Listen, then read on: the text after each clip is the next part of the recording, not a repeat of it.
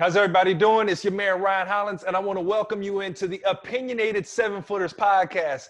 You see over there, that's my dog, my man, my broadcast partner right there, Brendan Haywood, standing 7'1", 285 pounds out of North Carolina. B, what's going on, dog? Man, I'm doing good, man. Living life. Got my guy in the building. It's going to be a good day. Absolutely, and man, I got a shout out. He's kind of the league's guy, man. He's bounced around. He did his time. I know I did. Out of my 9 different teams I played on, I played with this man in 3 different locker rooms. And when I talk about one of the better locker room guys that I have ever known, he was the first pick in what draft back in 2007. You getting kind of old, bro. 22nd pick, 13-year pro. My dog, my man, Jared Dudley. Jared, what's going on, baby? Fellas, I feel like I am getting old. Now you guys, teammates, worked out with you guys throughout the year. Now I'm doing interviews with you guys, man. It's a surreal moment, man, but we're definitely truly blessed to be here. Hey, man, hold on, man. Hey, your hairline looking real crispy, man. It's supposed to be COVID-19. Everybody else supposed to be roughing it. Hey, man, what type of COVID-19 haircuts are you getting, dog? Your joints looking real crisp. No lie. Quite frankly, I thought you were bald with me, man. I just got a cut. That's to be honest with you. But you know what? Listen, you know what? I social distance with the mask and all that, get the cut, but I got to stay fresh. We kind of moved past that stage in the sense of, I went about, 2 months with no cut. You see my beard? I never played with a beard before. That's where this came from. Kind of crispy, dog. Hey, Duds. We joke about this a lot. We talk about how bad built you are and unathletic, and like I think wow. Wow. Is that what y'all joke about? Really? No. I'm gonna be honest. To Dud's credit, he accepts the joke, and then when we have some serious talk, we're like, this brother played 13 years in the association, and Duds, I want you to talk about a little bit just your early years in basketball. Who made you who you are? Because as much of a killer as you were in Boston College, if you don't know it, go ahead and check my man out. Go ahead and check out his stats. You came to the league and you never had that arrogance, and it was like, how do I work? How do I fit? And now, 13 years later, you got an opportunity to win a championship. So first, let's talk about the bad body build. I would say this. If you look at the Paul Pierces, the Scalabrine, even now, Luka Doncic, we are not naturally toned. When someone eats a meal, they might be able to stay lean. Maybe we can gain a pound or 2 faster than how is our metabolism. So you're not going to have that. So to be honest with you, whenever I'm in off-season mode and I lose 15 or 20, you basically starving yourself. It really comes down to it in a way where you're doing 2-3 workouts. So during the season, you can't maintain that. So you're right. That's why some people are blessed with a high IQ. Some people are blessed with a great jump shot naturally. They never had, Steph Curry, it's just in your genes. And some people, when it comes just to build, Eric Bledsoe never picked up a weight room and got 10 abs. So that's just how it comes to that. So he doesn't lift weights? Bledsoe don't lift weights? Not 1 pound. Man, allergic to weights, bro. Bledsoe got that fresh out of jail body too. Like he been doing all chest press. Man, Bledsoe won't even do a push-up, and he has 2% body fat, lean as could be. Yeah. Oh, I'm hating. Yeah, I'm hating. For sure, we've made hating, man. It's a gift. And so for me what turned my career over is when I played with the Bobcats with you. I got traded to Phoenix in my second year. I went to Phoenix, and being around Steve Nash, Hall of Famer, Grant Hill, Hall of Famer, Shaq, Hall of Famer, and Amar'e Stoudemire, I would think soon to be Hall of Famer. So that's 4 Hall of Famers on. You don't think so? Amar'e might not get in. He might not get in. Okay. Well, 8-time All-Star, how it is. So obviously someone at a higher level. Yes. And when you first got there, everyone was in the weight room. Everyone was what they eat. It was like a culture being set. And I remember talking to Steve and talking to Grant. Back in the day, they used to have cookies on the airplane. That was the big thing. They bring the cookies out, and you could only have a cookie on that team if you won the road game. So it was like an incentive. And so I got on my health kick really in Phoenix from my 3rd year to about my 7th year, where I had my best years of my career, really being in that culture. Obviously, Steve Nash and what he provided. And those two, man, if it wasn't for them, I wouldn't be where I'm at, man. The Dr. Jane, who I use now, who's still in Phoenix, when it helps me recover, IVs, different stuff that I put in my body, obviously all legal and stuff like that. So I owe everything to those 2 guys. I'm glad you made sure you told everybody what you put in your body is all legal. I'm glad you know that. You know, for sure. Listen, hey, Jared, I'm going to let you know. Did nobody think you would put nothing illegal in your body? If you're cheating to be built like that, then stop cheating. You know what I'm saying? No one thought you were cheating, Jared. You didn't have to put that. You didn't have to put that disclaimer out there. That's all I'm saying. You know why? Because I can really break it down. I've been taking different shots, different vitamins, different stuff in my knees and my calf. J.O. went to Germany. There's some stuff you can do. You're right. It might not get you no cuts. There's a lot of stuff. There's a longevity that these boys don't know about that you should be doing. Yeah, and listen, hey, real quick, they joke about Caruso, how my man had the picture, he got drug tested. Do they even drug test you for performance? Never. I have never, after a game, been drug tested. I've seen that. Danny Green had 2 or 3 dunks in a game. He got drug tested. Caruso did get drug tested. Some of it, let's be honest, some of it is just happens accidentally. And some of it, NBA, hey, listen here, we want to make sure it's a clean sport and they see different stuff. So it's funny how that works out. But, no, for sure, man, when it comes to – but let's be real. If you look at some of the players that have been caught with HGH, remember Turkoglu? When it comes to performance, a lot of these people's bodies. Look at John Collins. You think guys like Ben Wallace you worry about. These other guys is really to recover faster and be able to stay healthy. Yeah, this is true. Hey, Jared, and you talk about early on in Phoenix. I'm going to walk you back even farther than that. Yep. I'm going to walk you all the way back to Boston College. First of all, I'm going to let you know, when you were at Boston College, I hated you. You just had this persona that I did not like, and you were giving UNC buckets, so I didn't like it. But how did a kid from Cali end up coming all the way to the East Coast to Boston? How did you get there? Crazy. I was under recruited. I was from San Diego. I won CIF and state junior senior year. I didn't have an offer on the West Coast, except the only West Coast offer I had was St. Mary's, and then Creighton came in. So I was going to be like all the East Coast kids, go to prep school. I don't turn 18 until July, so I'm technically the youngest senior. So I wanted to be the oldest senior and go against these guys. So now I go summer basketball, and now I'm the oldest, and I play against Dwight Howard. It was the last year of the high school basketball kids going out of pro. Sebastian Telfair, Sean Livingston, Dwight Howard, J.R. Smith, and I balled that summer. I went to ABCD, made the all-star team, Darrell Wright, another shout-out, another high school kid. Yep. And so for me was BC saw me. They offered me. And at that time, I was like, man, I want to go to prep school. They're like, you know what? We have a spot for you. So I had one more visit to be able to take. I go to BC in August. No one on campus. They showed me a guy named Craig Smith who averaged 20 and 10 as a freshman. They showed me they had a senior captain point guard and senior captain center coming back. And basically, we got a spot open for you. And we have another kid out of California, Sean Marshall. He was a top 100 player. And so listen, so then my mom says, Jared, to be honest with you, if basketball doesn't work out for you, if you have a degree from Boston College, you're going to be set. It's a top 30 institution. And then I was like, yo, I'm in the Big East, and in 2 years I get to go to the ACC. And so my dad is from Wilmington, North Carolina, and everyone, all my Carolina people out there, that's home. Jordan's from Wilmington, so I wanted to be a Tar Heel. So my mom's from Wilmington.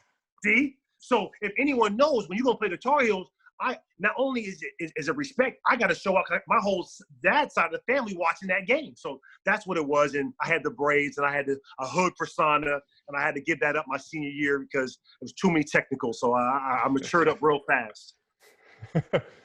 Hey, Duds, I want to take you back to Boston. Not Boston, with the Bobcats. And a lot of people don't know this. You're always known for being a good shooter. And we even debated a little bit. I was like, no, Jared, he shot the ball well in college, but there was a big adjustment in the league. Huge. And just talk about because a guy of your stature coming out of college, let's be honest, if you do your research, a guy coming out of college would have looked at it and been like, I'm good, I can play the same game. You pushed yourself to be a better three-pointer. You actually led the NBA with the Suns in three-point percentage. So talk about that. How did you recognize, man, this is something I need to do? I was training for the draft. I asked Cleveland with LeBron about a workout. I wanted to get basically drafted by Cleveland. I just thought LeBron at that time, young, most unselfish superstar. I went to the workout. I killed the workout. And the guy said, listen, let me tell you one thing. 3-pointers will get you paid. You're not athletic. You're not going to be high above the rim. how you are going to make your mark is going to be a defensive, hard energy guy and shooting the three. And that always stuck with me. And I wish I remember that coach's name. He's still coaching. I think he was with, man, he's been, assistant coaches, player development, they bounce around. So I always thought about that. So I go to Bobcats. My rookie year, I shot 17% from three. Now, I didn't have a lot of attempts. If anything, they were hesitant of letting me shoot. I can't remember Jeff Capel. Oh, dribble handoff this side. And at that time, it was difficult because back then it was unusual. Everyone was young. Sean May, Raymond Felton, Gerald Wallace. You had Adam Morrison. The whole team. Ryan Hollins, Jamari Davidson, me. Next year, DJ Augustine. We were one of the youngest teams in the NBA. And so I'm trying to find my game. And it's hard to find your game around young players. So it took me to go to Phoenix, where Phoenix says, hey, you can't play if you don't shoot threes. Literally, the whole practice, you shoot threes. Every drill is three-point shot. You're not even allowed to shoot two. So the way they're playing now, Phoenix was 10 years ahead of the curve back then. And so for me, I had Steve Nash, and I had a culture where Sean Marion. You see how Sean Marion's shot is. Come on, man. They were letting him. Hey, leave my guy. That's my guy. Leave my dog alone. Leave my dog alone. He's a beast, but you look at him, and they're like, keep shooting. We told Channing Frye, if you miss, if you don't take the shot, you come on the bench. So for me, it's the Phoenix culture. It was Steve Nash, and if it wasn't for that spot, I would not be playing 13 years in the NBA because it changed. I was ahead of the curve. And you talk about that Phoenix team, and you play with some great guys. You talk about playing with Amar'e, Stoudemire, and Steve Nash. Who stuck out most to you? If there's a moment or story you're like, yo, this guy's just doing something different. Was it a pass that Nash made in a game or practice? Was it something that Amar'e did where he just took off? Because Amar'e back then, he was one of my toughest guards because he never took the ball out. He just sprinted down the court. He was so hard for me to guard. So, like, which one of those guys stuck out to you? Like, yo, he was just doing stuff that was ahead of his time and funky. I'll give you a bit story for each one of them. So Amar'e, one of the most famous plays that I remember from Amar'e's time, and you guys can pick this clip and you're going to see it prime time, is Golden State Warriors on the road at Oracle. I'm in the game, me, Jay Rich, Steve, Amar'e, and we're playing defense. And you know how back in the day, even with young Steph Curry in Phoenix, the game's going up and down. So the ball's flying, long rebounds. And I just remember either it's Grant or Steve throw the ball ahead to Amar'e, and Anthony Tolliver is underneath the hoop. No. And when I tell you, it's one of the nastiest dunk-ons I see. He dunks on him and one, flexed his jersey to the crowd. The crowd was in awe of it. Usually you might hear a boo, and I just remember how vicious this dunk was. So Amar'e, from a physical specimen and how he was just raw ability, I never saw someone with that he started playing basketball late. He was still learning the game as an all-star. Like I remember he'd catch the ball in the post. He'd ask the ref, can I dribble? And the ref was like, yeah. He'd turn around baseline, one dribble, dunk. Like, he was a step off, was so raw. And then Steve, we play at Miami. Well, hold on real quick, Gus. Let me ask you real quick. How we see Zion's fame, we see how he's blown up. He's one of the young faces of the league right now. You saw Amar'e at a young age when he's a little older than you. I think he's actually my year, but he came in the year before. How would you compare him with Zion? How do those two games match up? We don't always hear that comparison, but Amar'e was one. I mean, he had posters. Ooh, young Amar'e? I don't know if Zion's more athletic than young Amar'e. Amar'e before the knees? Hey, listen, I'm going to say Zion was more athletic. Now, the young Amar'e? Yes, listen. You're not even giving full Zion yet. Wait till Zion drops 20 pounds when he was in college. After he didn't work out, he got hurt. He came back. He got a knee brace on there, banging on it. Once you give this man a full offseason, I would say, obviously their explosiveness. I would say the second jump, Amar'e was good and we missed it. Catch it, second jump, go back and dunk. Both need to work on their defense. I love the pace of Zion. He's smarter and high IQ than you give him credit for. Yep. Makes the right read, makes the right pass. Both humble. You could tell I was a rookie. Amar'e was super humble. He never thought he was bigger than the team. Amar'e's mid-range was automatic. He didn't shoot threes back then because it wasn't the game. So I think that he's a little more advanced than he was coming in than Zion, just the jump shot-wise. Zion did hit a couple threes his first game, but the small ball era is going to help Zion because there's no one that can match up You can't put someone a 4, an undersized 4, only person maybe Draymond, and then 2 5s. His quickness is boom. You can't even touch a guy now. So maybe more Blake early on ish. Remember Blake Griffin? You kept Blake early in his years when Blake was super athletic. But man, that team had so many. Grant Hill was 37, was the fastest player when we did sprints. Like I'm like, how is this guy 37 outrunning Barbosa and everyone running? So him and then Steve, work ethic, unstoppable. The one-legged one-legged shots that he does, he practiced it. Him driving against Miami baseline, finding Jay Rich with the elbow pass, a la Jay Will for the dunk. I mean, these guys. And then I had Shaq. Shaq was his last All-Star, was with Phoenix. And we used to carry him, intros, me, Lou Amundsen, Goran Dragic, Robin Lopez, pull him up. And I remember he gave 40 to Bosh in against Toronto. Look that game up, man. I saw some sights, even at the end of their career, still All-Star players. And I see them going at 37. Why can't I not be a role player at 35? Yeah, for sure. You said you had a Nash story. You said you had something that stuck out. Obviously, I think of the assist. There was one game, Duds. I don't know. I think you were in Phoenix at the time, or I'm not sure where you were. But Steve Nash threw the ball through my legs and hit Lopez on a roll. Oh man, I was there. I didn't know he went through my legs until I was on the highlights later, and I was like, oh snap, he went through my. He did it so smooth. I didn't know. Was there something or a play that stuck out? Was like, hey, bro, like this little dude, he's different right here. Man, it's so funny you mentioned it because, during the pandemic, they done brought every highlight of tape of every player out, right? And I remember, I'm trying to think of the game, but Steve Nash goes, it's in transition. He comes at like 2 or 3 defenders. He jumps in the air for like a layup. He sees Grant Hill in the left side of his eye in the corner, flicks it behind his head, falling back, catches the Grant Hill 3-ball. I mean, his vision was the best. I played with Braun. I played with CP, John Wall. No one had vision like Steve Nash. His left-hand pass was just as good as his right hand, and he practiced it. When I used to go work out and shoot with him, he had to make the same amount of shots, going left or going right. It had to be precise. He'd videotape himself to see it had to look exactly the same. He didn't want to look different. So people, NBA, force him left, force him right. No. There's no force with Steve. He was just as good as his left hand, his right hand layups, and it was impressive, man. He was the most unique player I ever played with because he was like Steph Curry before Steph Curry in the sense of he shot 90, 40, 50, 3 different times, and he missed it twice. I think he was like 88 from the free throw line, man. He was the best shooter. He's one of the best shooters of all time. Most unique player you ever played with, and you've played with some people now. Yeah. You done played with a lot of because look at it. I mean, you played with the Greek Freak now. Great freak, unique. And the reason why I say this because I look at it like this. And since I'm not blessed with a lot, you got a 6'1" point guard. He's not fast. He's not athletic.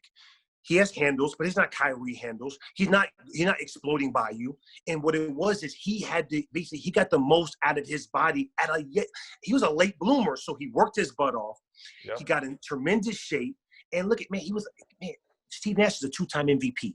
2-time MVP. I mean, I just think that when it comes to like massive built Greek freak, I'm giving it to him. Obviously, I didn't play with him. He was 19, 20 when I caught him, but unique when it comes to, man, making shots left hand, right hand, fade away this, assist leader. His best attribute was shooting.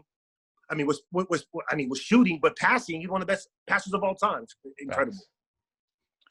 Yeah, and listen, now like you said, you talk about your job and being a role player and accepting your role. I think that's one of the biggest things you can do is accept your role. And I don't think you accepted your role anywhere better than in Brooklyn. You've always accepted your role, but in Brooklyn, it's like you embrace I'm a role player, man. Like I'm just here to do whatever you guys need. And then all of a sudden you guys get into the playoffs and you're taking off Philly. Walk me through that playoff series because it seems like even though you're a role player, like you were taking that matchup with Ben Simmons real serious. Y'all guys got to rumbling and with Embiid and all them boys. What was going on, man? No, man, you're right. And so listen, like in the second half of my career, I've been a mentor, right? So I go to Phoenix, I'm in Washington, and now I'm in Brooklyn. I'm the oldest on the team.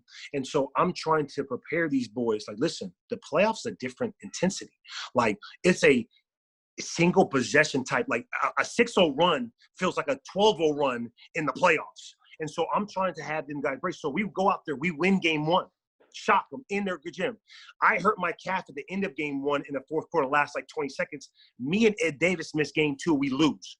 So now we go to game 3, and they didn't like my remark was basically how you stop Ben Simmons in game 2, because game 1 we did a great job. And so my thing was, hey, the word I used was average. So that gets the clickbait, right? He's averaging the half court.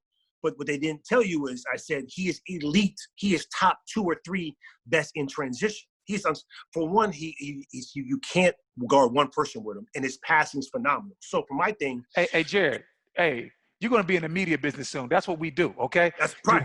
Hey, we got to cut that clip. Soon as you say Ben is average, we got to cut it up, edit it, and blow it up. We can't have all the good stuff coming out, man. We gotta have Ben thinking you think he's a scrub. That's what we do. You know what? In the playoffs, I don't mind, because for my thing is this: any extra motivation. To me, it didn't matter, because for one, we're the underdog. I'm trying to gear up my team. Come out game 3, Ben goes crazy. He goes crazy, 30, 15, this. Now we get the game. But what I didn't tell you is game 1 or game 2, my boy Embiid elbows Jared Allen in the face. It should have been, I mean, listen, if it's ever a flagrant 2 and then laughs about it in the press at conference. The podium. He lucky he didn't play game 3, because I was going to get him game 3. I wanted to hard foul him just to let my team, like, listen, fellas, win, lose, or draw, your respect is one of the biggest things you have. So it should have been Jared Allen doing it, but he's too young. He misses game 3, they win. Now it's game 4. We got to win this game. Coach starts me game 4. I come out, get a steal versus Ben Simmons, throw it ahead. I'm already on him like, yo, this is not game 3. So then now coach basically started me on game 4. I'm hyped up. I've hit a couple threes. When I airball game 3, he puts his arm out because of the airball. So now I bang a 3 in his face. Now I got my arms out. I'm ready. I'm at a super high intent. I'm super high. I remember that. You was like, So I'm like basically letting know, like, hey, now we up 6 or 8. Third quarter. And then B kind of throws Jared Allen down. Now, it wasn't a flagrant 2. Definitely wasn't a flagrant 2. I didn't think it deserved that. But I thought a flagrant, hard foul, good playoff foul. But I'm thinking about game 2.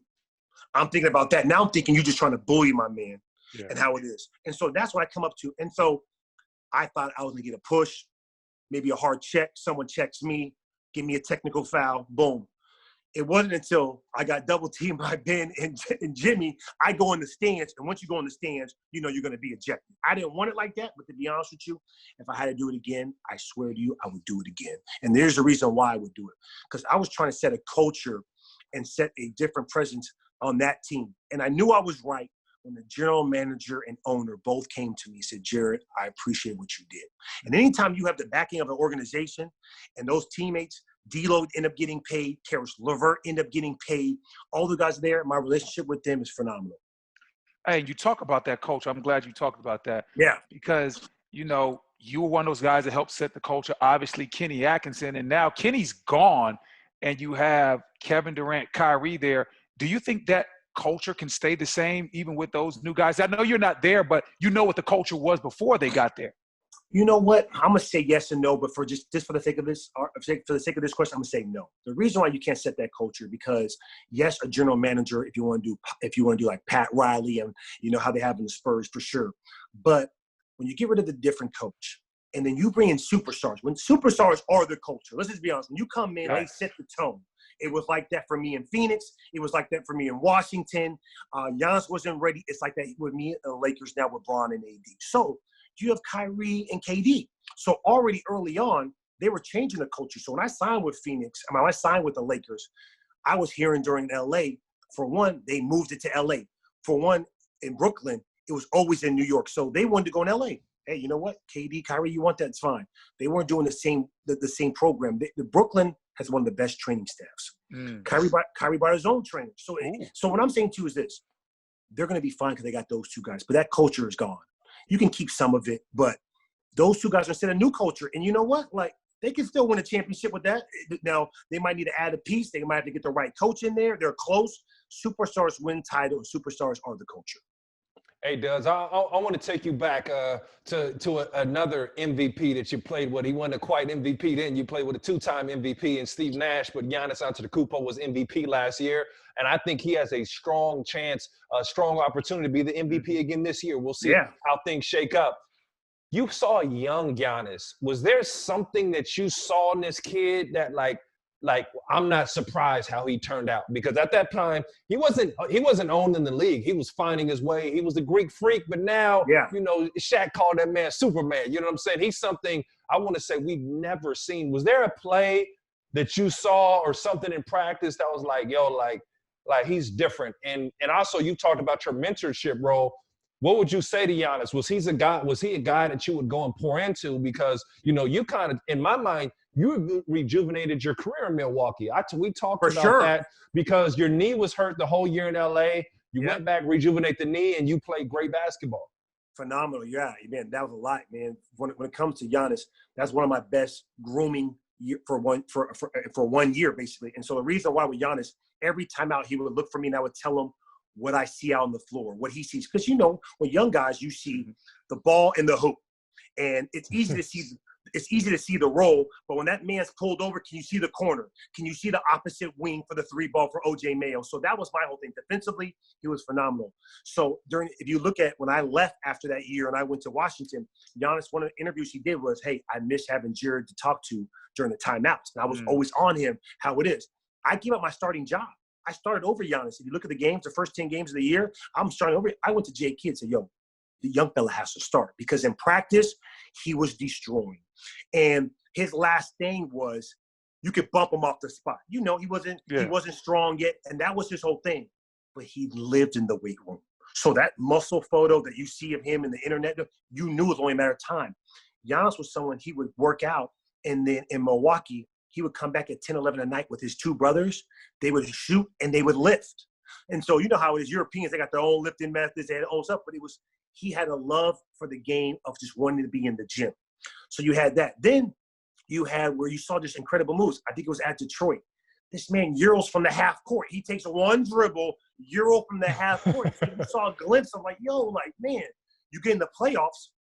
He decks Dunleavy game 6 when we lose at home. He gets suspended the next year, opening day of game 1, because he decked him. So he had the fire. Listen, I'm not going to be pushed over. You're not going to disrespect me. He had the drive to want to be in the weight room. He was a young kid that wanted to listen. You know, American kids like myself, we don't want to be on ESPN. When someone tries to try to dunk on us, we might get out the way early on. Right. He didn't care. He got dunked on 3-4 times, and he would block the next 10 to 15 shots. And I just remember the one breaking out moment for him in London. We're playing the Knicks. He wanted the matchup to guard Melo. He won the matchup. He came out, hit jump shots. We beat the Knicks in London, and from there was like, okay, young fellow won the matchup. He told J Kidd, let me guard him. And for then, you have a 19-year-old kid saying they wanted Melo, a New York Melo. Dang, like, yeah. Come on now. Hey. New York Melo, like, come on. Like, ooh, hey, so, New York Melo gave the Bobcats 60 one year. I watched that. Sure. I felt so bad for Michael Kidd-Gilchrist. I was like, man, somebody help him, man. It's child abuse. Yeah. It was Michael Kidd-Gilchrist's rookie year too. Melo, you know how Melo just get the jab stepping you? Yes. Man, good. Out of this 60, he might have scored like 30 in one spot. Man, it was impressive, man. It was impressive. Even now, you could tell he's a humble kid. You could tell he wants to work.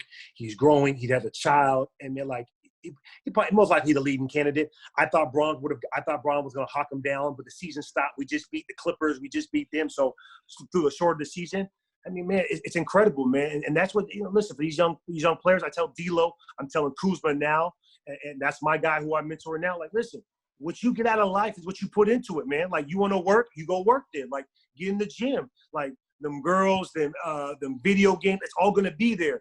And that's one thing about Giannis, man. He worked. Give it to him. Like, give him his credit. Go ahead, B. No, I was going to say, in that Giannis story, you talked about about guarding Melo and Melo being such a tough guard. People kind of forget how much of a killer Melo is as far as scoring the ball. Who's one person you had to guard that you were like, dog, this dude was killing me? It might be somebody we're not even thinking of. Like, I know I had one year. You remember the year that J.O. got suspended? Man, yep. He came back from that suspension so fresh. he was cooking me so bad. I had to ask off. I told Jared Jefferson, listen, dog, you have to get him because I can't do nothing with him tonight. Who was that person for you? You were like, dog, I was guarding this dude. There was nothing I could do. He was on fire. And a lot of people don't know Duds was always the guy. People laugh. I had to guard the guys. It drives me crazy that people laugh when you hear Jared Dudley's name. I think it's just a young culture. Who laughs at Jared Dudley's name? Hold on. Who does that? Nah, hey, Brian, that's just you and your friends, man. Don't try to put that off on the man, culture. they trying to act like my guy can't hoop. I mean these Twitter fights. It's the Twitter people, man. They don't know. I mean, on these Twitter fights, y'all. Hey, hold on. Duds had to guard Kobe, Bron, Wade, Melo. Like it was. You know, the most unathletic guy. We were like, hey, Duds, you got him. Man, and put another one on there. Job. Another one for B. Haywood. T-Mac. I got Houston T-Mac. Oh, and for the Bobcats, where it was Yao Ming and him. Oh, I remember, Duds. You got cooked. Just like, yo, like, what was T-Mac giving you out there? What was he giving you? Listen, you got to think about it. It wasn't like he could give me 40 because I didn't have that much time to get in. I'm rookie second year. It's 10 minutes and it's 10 points in 2 minutes. Type T-Mac. 10 points in 2 minutes. Oh, no. He really gave Jared 10 points in 2 minutes, bro. You saw what he did versus Spurs. Like, come on, Dudley. Fowler, where's your pride? It was quick, and sometimes I like, you know, let me get my second foul and get up out of here. Look at bop in this air. Hey, T-Mac was unstoppable, man. Like T-Mac at that time, it was right before his knee surgery too, and they were like third in the West, and he would come to Charlotte, and I don't know if he had family. You know, every black person got family in Charlotte. Listen, well, you know, T-Mac played. He played high school basketball in Durham his senior year. He played. There you go. Yeah. There you go. And he was phenomenal, man. And another sneaky one who I hated. Michael Redd. Oh. Michael Redd was at that time Milwaukee, where he would get me in foul trouble, and I would be flustered. At least what T-Mac was, I can do. My hands in his face. It's just he better than me. God blessed him, and I'm right here. They didn't have that. But Michael Redd was, hey, we sing kind of very similar body, height-wise, and so for him is he give me in the air, jab set, boom, fade away, step through. He had all the fundamentals. So Michael Redd and T-Mac was two names. T-Mac obviously knows Hall of Famer, but Michael Redd, where you didn't expect it, and then you see his numbers, like, man, he averaged 25. Oh, he played for the USA team. Oh, okay. Certified. Yeah, Michael Redd is quietly slept on in NBA history. Like we just sweep his name underneath the rug, like before his knees went out, that he wasn't killing in Milwaukee.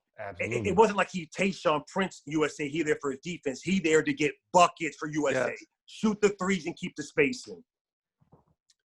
Hey, Duz, you talked about him a little bit. We hinted to him. We got to hear what's going on with Bron, man. I mean, I know I don't like to bring it up. It's a bad memory, but I was in his most storied playoff game where we had him down 3-2 at the Garden, and he becomes the king, and he wins. They go on to win a championship that year.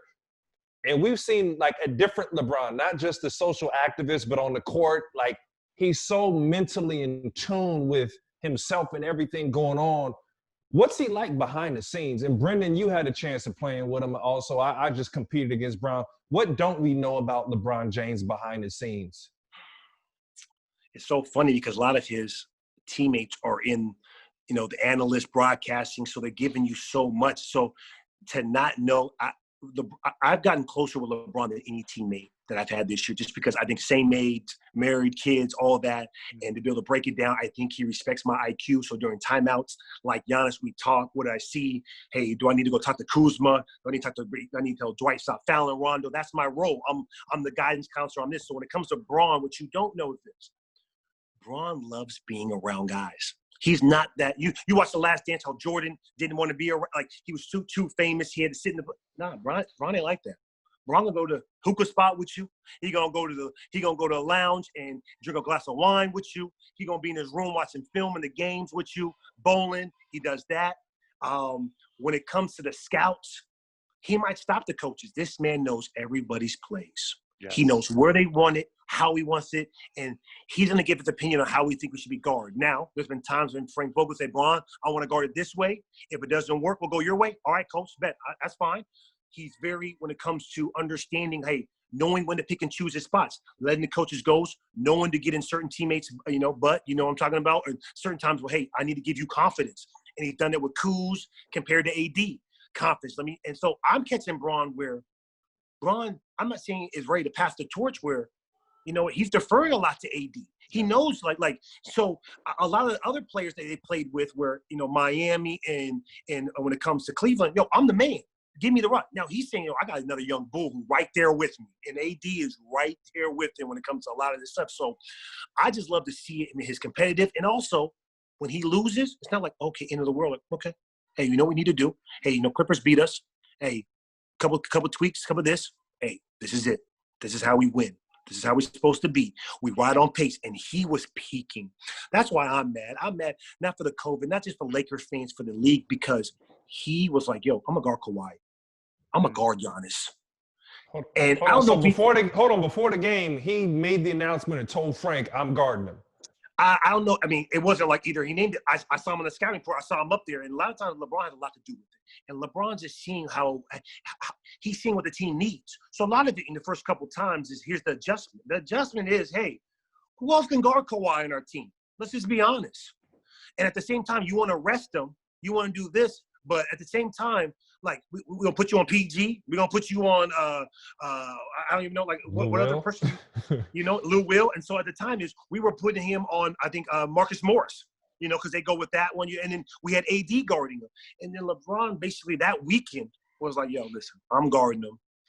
First, I'm going to guard the MVP.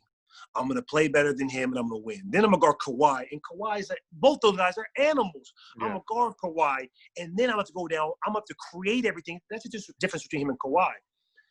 LeBron's our point guard. He creates – the ball goes through his hand every time. There's no playoff. There's no – you might throw it to AD, but you're going to set the play up. So it was impressive. He was peaking. He was going to get rest where everyone else had to play. We had, a 6-game advantage. And so, hey – it is what it is. Now we're here, and now we have to get ready to go. Now, I got two questions. The first one is talking about the first part where you're talking about LeBron being a great guy. Obviously, I played with LeBron, probably the coolest, one of the most coolest down-to-earth superstars. Him and Dirk are right there as far as just really cool dudes. Yep. But is Bron still giving y'all the good gifts? Like my year in Cleveland, the gifts that we got, oh my God. Hey, listen, I had all the Beats by Dre. I had so many Beats by Dre headphones. I was giving them out as Christmas gifts. Like, I was joking. We getting Xboxes. We getting the portable Xboxes. We getting slippers. We getting the Beats by Dre. They should just be a sponsor. I'm sponsored by Beats by Dre. We do get good gifts. I will say this, though. Bron loves giving free gifts because Bron ain't got to buy those gifts.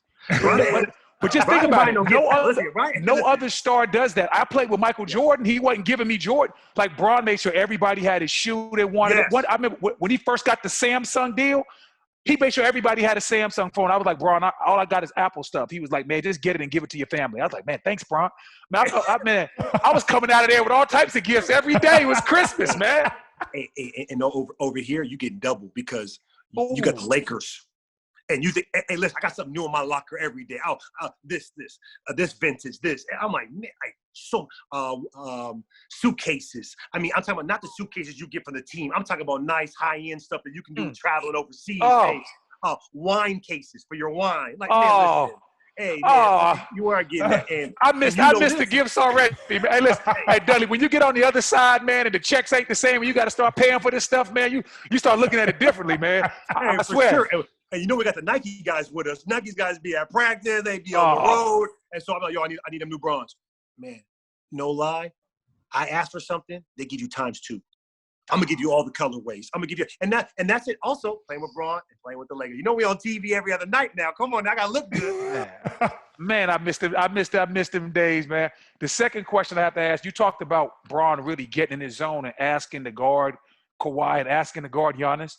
But he sees everything. He acts like he does it, but we know he does. Yeah, do you think him wanting to guard Giannis was because when y'all lost to Milwaukee, Giannis was doing the crown celebration? And do you think he wanted to guard Kawhi because, we all seen those the shoe commercials where Kawhi's talking about he got the king keychain swinging and everything else. Like, do you think LeBron took a lot of that personal?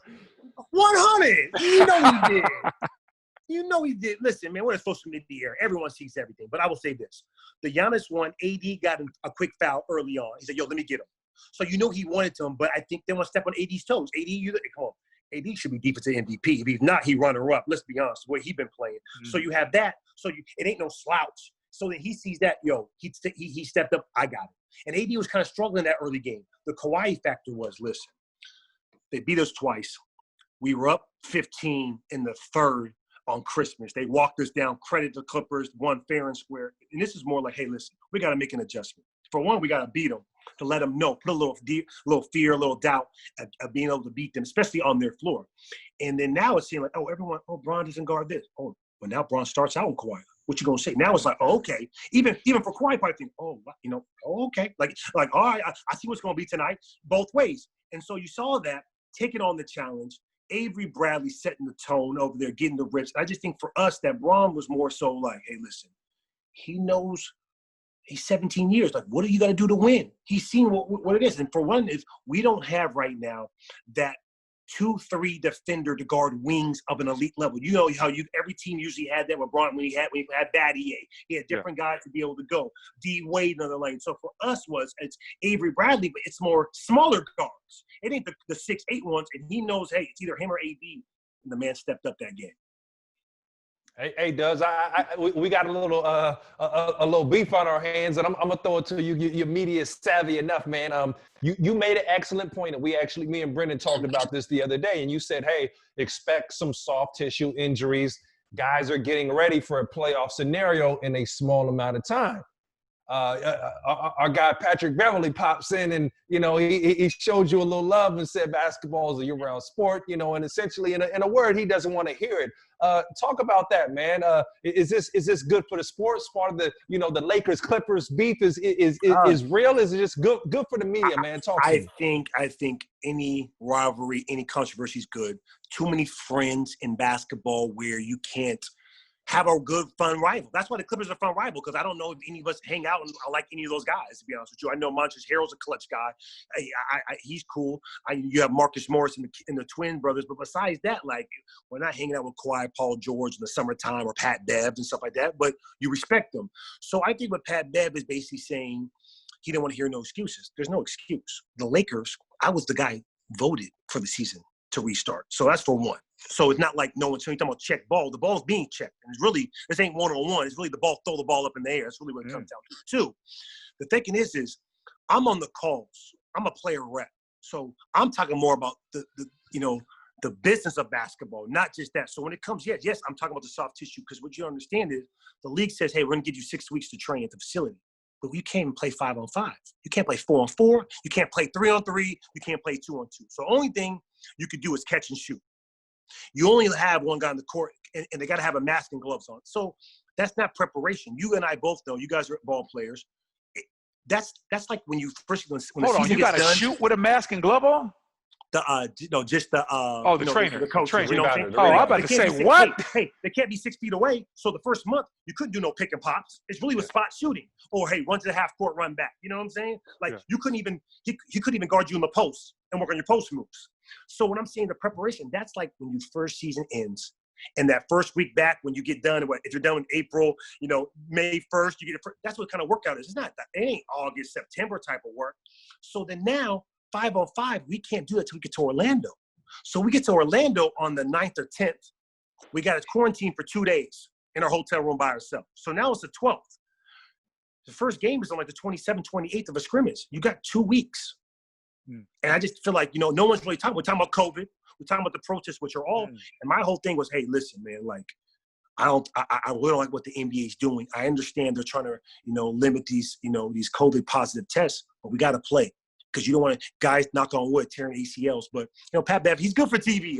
Listen, Pat Bev and the trash talking and how it is, he's good for TV. I pay him no mind. I just told him, sit this conversation out. This one's above your pay grade when it comes to, different things. It's above his pay grade, man. Hey, you don't do this. He in the meetings. You're not worried about these rookie contracts and this, talking to this.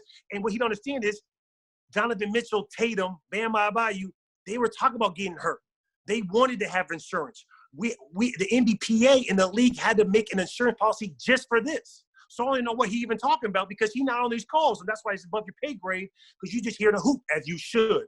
I'm here not only to hoop, but to mentor and to help the brand of basketball, because when it's all said and done as a player, I'm still going to be in this business. So your big statement was kind of create an environment where our guys can play on 5-on-5, or at least open some of the restrictions up so we don't get hurt, because the way they're coming out is going to be a lot of soft tissue. You're doing like the first week back workout, and then you're going to go into a playoff environment. Okay. Guys come, hurt their ankle or tightness of hamstring. You're out a week or two. That's your 2 workouts. So now you can't play pickup. So your first game is going to be your first workout or second workout. That is going to happen. That's no ifs. Injuries are a part of the game, I understand. They're going to be at a higher rate because we've had more time off, and you keep saying it's a year-round sport. You couldn't do no stuff the first month. Or if you weren't following the rules, compliance. And so I get it. It sounds good. It was a good little check, but you know me, I don't care. I'll talk back. That's how you've always been, man. But listen, that was a little serious. But whenever we get out of here on a fun note, okay? So, like, listen, you've been in the league for a long time, 13 years. We want to hear your best off-the-court story with maybe like a celebrity that you saw, somebody that maybe wowed you, whether you were at the mall, at the club. I'll give you an example. For me, I was out at the club one night. I just happened to be sitting there. I'm talking to Kevin Hart. This is back before he's big time. He's talking to me for like 30 minutes about my dunk rating on the video game. You got to get your dunk rating up, right? I'm like on one of his teams. He's talking to me about his dunk rating. Like my boy Ryan talked about seeing Prince and how he floated by him and stuff. I told him, don't look Prince in the eye, though. Don't look him direct in the eye. For you, who was that person that you were just like, yo, I saw this person. I was kind of starstruck, or I was at a club or a lounge and I was like, yo, is that who I think it is? First, all right, I'm going to give you 2 because this one's going to be real fast. I had to do it with my teammates. So my first year playing with Shaq, obviously in awe, won all the championships, come on the Lakers, Miami. So he's now a teammate of mine. I'm sitting down in the lobby. Shaq walks down from the elevator, obviously takes the elevator down, walks down. He's with 8 white businessmen in suits. And I'm looking at him. It's like 10:30. He looks at me and said, yo, you want to roll? Listen, I don't care where he was going. I don't care if it was a strip club, regular club, bar. I don't care. Out to eat. I'm coming. Shaq invited me. It's my second or third year in the league. And when I get out there, all I see, if you guys know one of those little trucks that handle the money, the little Brinks trucks. Yeah. That you take, it's a Brinks truck out there. And I'm like, yo, and everyone goes inside it. I'm like, yo. And when you walk in, it's a party bus. Ooh. I'm like, yo, what's going on? Yo, he's my business manager. I got a little party down the street here in Dallas. There's no one else. It's me, Shaq, and 8 white businessmen in the suit. I don't know if they were his accountants. I don't know what they were. We go to the club, and I have one of the most fun time I ever had. Oh, man. Oh, man. Man. Shaq. And no lie, Shaq was like, you know how it is with Braun and Dirk? He wanted me to have fun. He's like, yo, young fella, what you need? I'm like, okay. And Shaq asking me what I need. That's one story. Second story, I'm a rookie in Charlotte with Ryan Hollins. I do my exit meeting with Michael Jordan. At this time, anyone knows about Jordan. Jordan has a celebrity camp in Vegas every year where he has like, Dean Smith, Coach K, D Wade, Melo, and it's all businessmen and CEOs. You pay like $50,000 and he goes you through a camp, whatever. I train in Vegas every year at Impact. During my exit meeting at the end, I said, yo, MJ, I want to hang out with you one night. He's like, huh? I said, I know you're in Vegas. You do your celebrity. Please call me. I'm out there training.